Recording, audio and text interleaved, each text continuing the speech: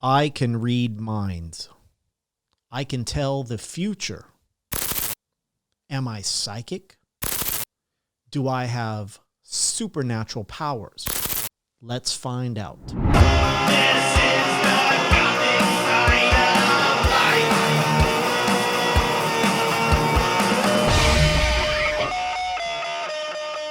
life. Greetings, future corpses, and welcome to the Gothic side of life. I will be your funeral guide, Glenlee Allen Davis. We are here today to explore the world of supernatural powers. I use that term loosely because it means different things to different people. I am going to tell you two stories, and you can judge for yourself if that is true. Now, these stories are a few of many that have happened to me over the years. There are some more serious stories I have to tell, but I don't think I'm quite ready to talk about those just yet. When I first graduated high school, the first thing I did was pack all my junk and move to Hollywood, California to play in Will-O-Wisp, a Gothic metal band back in the 90s. My brother was the guitar player, and I was going to be the bass and keyboard player. The place that I was moving to was a real shithole. It was right off of Hollywood Boulevard on Yucca Street. The corner right there, we called it Crack Corner. The reason that is because there was a drug dealer on every corner of the intersection. It was so bad, in fact, you couldn't even slow down your car. You had to blow through the stop sign. Otherwise, they assumed you wanted to buy drugs, and they would jump on the hood of your car trying to sell you stuff. Needless to say, it wasn't the greatest neighborhood. My first night there, we pulled in to the front of the building. It was a large high-rise building. We were on the fourth floor, and the streets were very narrow, and it was very hard to find parking in that area. So if a parking space opened up, you kind of had to get it as soon as possible. So I was in the loading area, taking my stuff up into the elevator, and all of a sudden, these two cars pulled out at the same time on the other side of the street.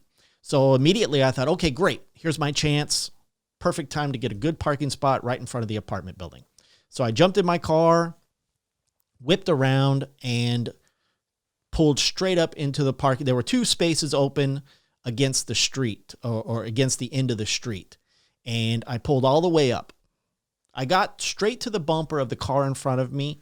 And I don't know what it was, but something came over me that said, this isn't the right spot for you. You need to move. And you know, at the time when it happened, you can't really explain it. You don't really know. You just kind of get this weird sense that something isn't right. So immediately I thought I better follow my instinct, move the car. So my first thought is that if I stayed where I was, if another car parks behind me, I'm going to be completely boxed in.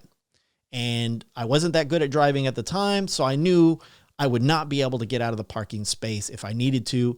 So what I did is I backed up to the end of the street. So that way, if another car did park up in front of me, I could easily get out because nobody could park behind me.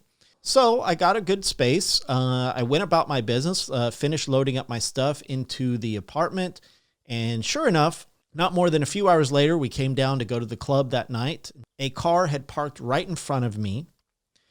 In fact, they parked so close, it was within inches of my car and the car in front of them. I don't even know how they got into it, really. I looked at the front of my car to make sure there were no dents, and they obviously didn't hit my car.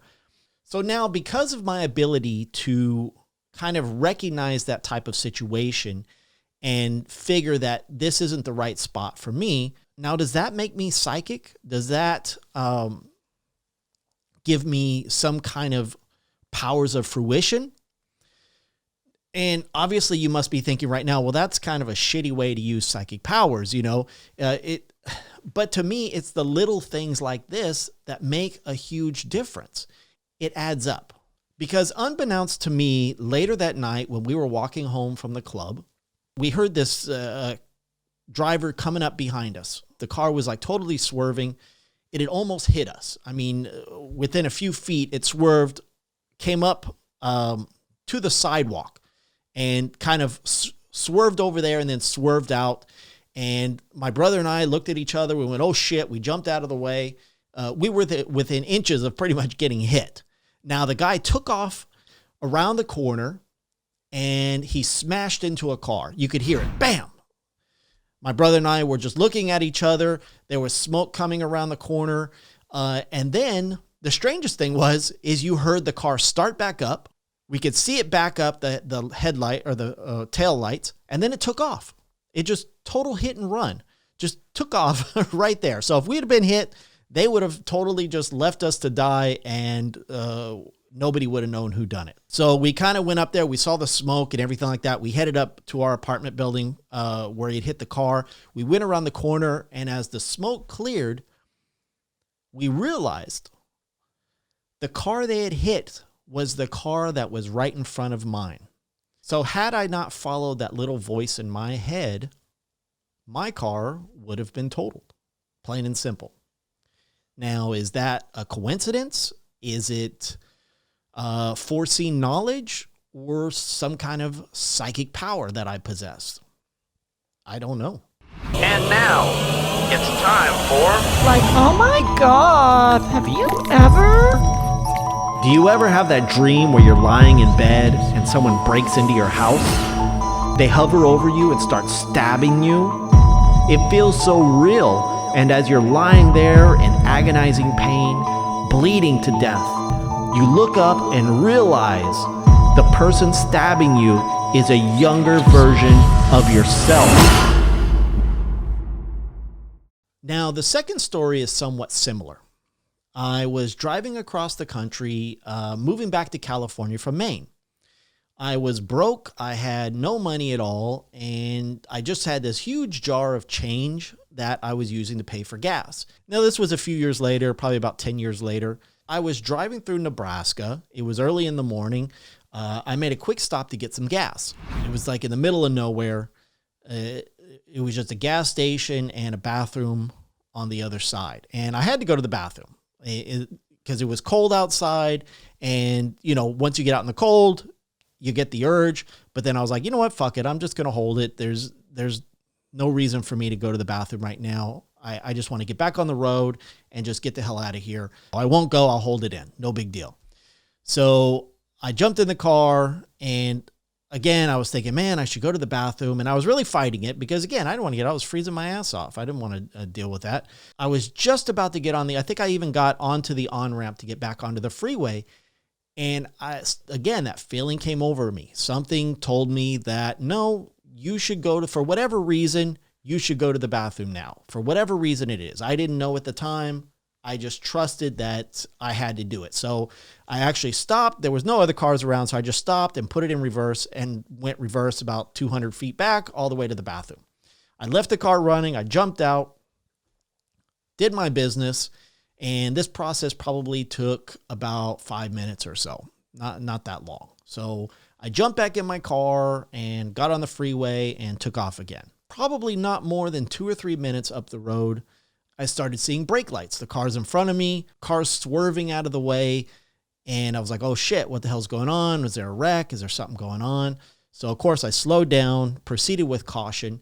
I see all these cars parked to the side of the road. It didn't really look like there was anything in front of me anymore, but everybody was pulled over to the side. And as I looked closer to the side of the road, I began to see the cars with these huge cracks in their windshield, dents. There were these huge softball-sized hail. I mean, it was huge. It had smashed in the cars. So, again, this is one of those situations. Had I not stopped, I would have ended up in that hailstorm. My car probably would have been damaged. I had no money, no insurance, no way to pay for it. I would have been fucking stuck in Nebraska, of all places. I listened to that voice in my head to avoid something catastrophic. Even with those situations, there's more to it than that. There's a lot of times where I can tell what people are thinking. I can tell what people are going to say, what they're in the mood for. When I was in California, I was a salesman. I did a lot of telemarketing sales, and I didn't like it. I hated it. But the reason I was so good at it is because I could read people by the tone of their voice. I could tell if they were lying. I could tell if they were ready to be sold, if they weren't. So you tell me in the comments below if you think that this is some kind of psychic power. Is it just everybody has that? Is it no big deal? Have you experienced it as well? Let me know. I would love to hear your opinion on that. I would love to know what you think. The magical question is this: am I psychic? Do I have some kind of supernatural powers that other people don't? I believe that I don't. I really don't. I am no better than anybody else. I think I just know how to use the information that is given to me that helps me figure out the path in my life, whether I go left or whether I go right, whether I speed up or whether I slow down.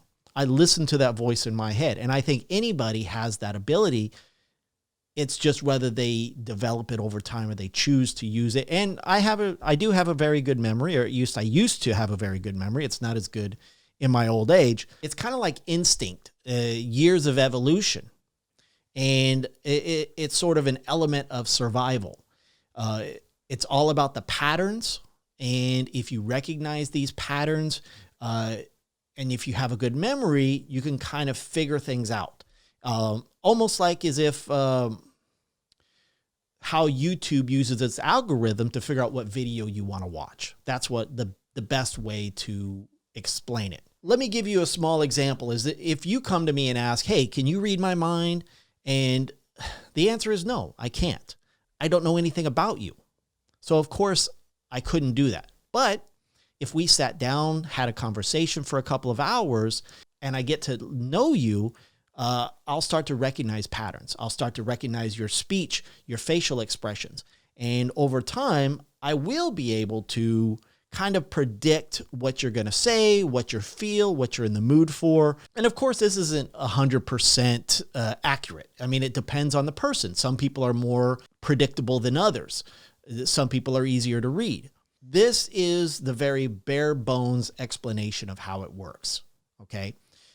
Obviously, anyone out there who's heard of a psychic, people that, tell you your future and read your cards and tell you some kind of bullshit. And it's just not true. What they do is they use this same ability to get an idea of who you are and what you want to hear, and then they play it against you. Some of you might be thinking, well, then how can you tell, how would you be able to know if somebody's going to hit your car, or how would you know the weather? The brain is one of the most complex computers known to the universe. The basic calculations that I just mentioned are probably going on constantly within your subconscious. And it's then up to me to decipher what it's trying to tell me and figure out something about it. It's also about trust and skepticism at the same time. It's a fine line between good judgment and paranoia. It's also a double-edged sword because sometimes I haven't taken flights, I haven't gone on trips, and, I haven't left the house because of the feeling that I had, because of something that I thought, okay, something tells me I shouldn't do this today. In that regard, it kind of sucks. And you have to navigate that because I'm constantly asking myself, if I pass this car, will it lead to an accident somewhere else? Or if I stay behind and let this car pass me? That's the shit that goes on in my brain on a constant basis. And, sometimes you could ask a question and say, okay, well, I didn't go out today and there were no accidents. So does this make me crazy? But then I sit there and I say to myself, well, there were no accidents today. Was that because I didn't go out? So it can kind of screw with your head, and you have to just kind of develop a sense of living your life and being aware of your surroundings to avoid the bad things. This would probably explain why I'm such a recluse, but all in all, I hate to disappoint everybody out there. There are no such thing as psychics. There is nobody, at least from my experience in my lifetime, there has been nobody that could read my thoughts or tell me things about me that weren't obviously clear. If you're out there and you go to a psychic every week, or, some people just love to believe in this shit because it makes their life feel better. And I'm not knocking on that. There's nothing wrong with that. To me, the saddest part about it is that there are some people out there with this ability that I have, and they take advantage of others. And they use it to reap the benefits of other people's misery or their unfortunate events. that's when it becomes something where I want to make people aware of it so they're not taken advantage of. And if you have a story related to this where somebody either took advantage of you or that you have this helped other people out or yourself out in the same manner, leave it in the comments below. I would definitely love to hear about it. The best thing you can do to help me out is share the Gothic side of life with others. My goal is to build an army of future corpses. So if you want to be a future corpse, please do me a favor, subscribe, turn on notifications, and check out my other videos. Remember to always believe in yourself before you believe in anybody else. Thanks for watching.